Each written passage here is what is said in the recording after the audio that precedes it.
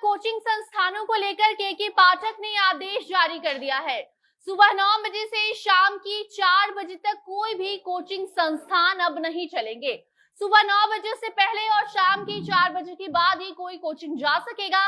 के पाठक ने आदेश जारी किया है और कहा है कि 31 अगस्त के बाद कोचिंग सुबह 9 बजे से शाम के 4 बजे के बीच चलाने की अनुमति अब नहीं दी जाएगी।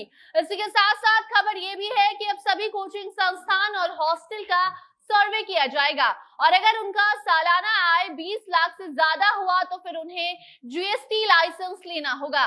सारी जानकारी आगे रिपोर्ट में आपको हम देंगे। अब नमस्कार, आप जनता जंक्शन देख रहे हैं और मैं आपके साथ वंदना पांडे।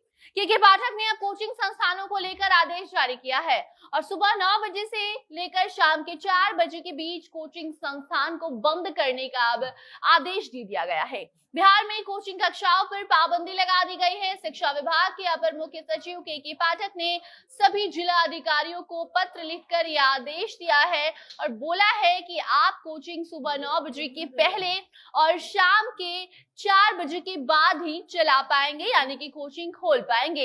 ऐसे में अब सभी कोचिंग संस्थान को इस अहम निर्देश का पालन करना होगा और अगर कोई भी आदेश को नहीं मानता है तो फिर कोचिंग संस्थान के ऊपर कार्रवाई की जाएगी। के पाठक ने नया फरमान जारी किया है। शिक्षकों को, शिक्षा विभाग के कर्मियों को, वहां के पदाधिकारियों को दिशा निर्देश दिया है कि नए आदेश का पालन किया जाए।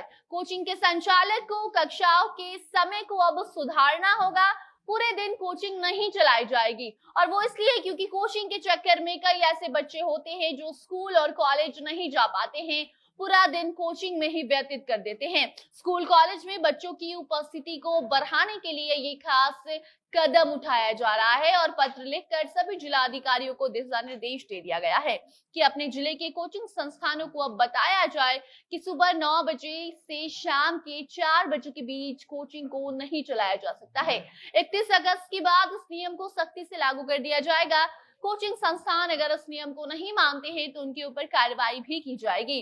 ताकि आपको हम बताना चाहेंगे कि जो 3 अहम आदेश दिए गए हैं वो ये हैं कि कोचिंग संस्थान अपने यहाँ सरकारी या फिर प्राइवेट स्कूल के शिक्षकों को नहीं रख सकते और अगर कोई सरकारी कर्मी या पदाधिकारी को कोचिंग में रखा गया है तो आपको उसकी जानकारी डीएम को देनी होगी।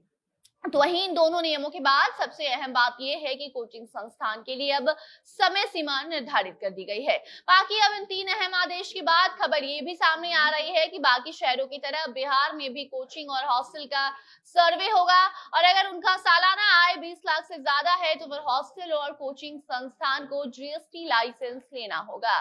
जिस भी संस्थान का जीएसटी नंबर नहीं है उन्हें ये नंबर लेना अनिवार्य कर दिया जाएगा। साथ ही सालाना आय अगर 18% देना ही होगा उनको, क्योंकि अगर उनका सालाना आय 20 लाख से ज्यादा है तो फिर 18% टैक्स उन्हें देना होगा। ये बात सामने आई है और उसके लिए पहले सभी संस्थानों और हॉस्टलों का सर्वे करने का आदेश भी दिया गया है।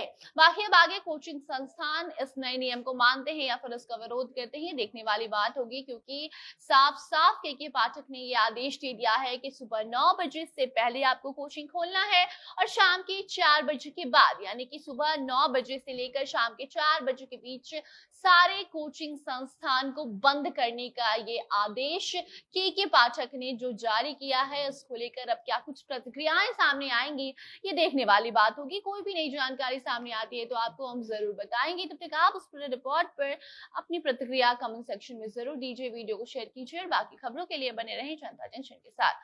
कैमरे के पीछे थे विशाल और मैं थी आपके साथ वंदना। धन्यवाद।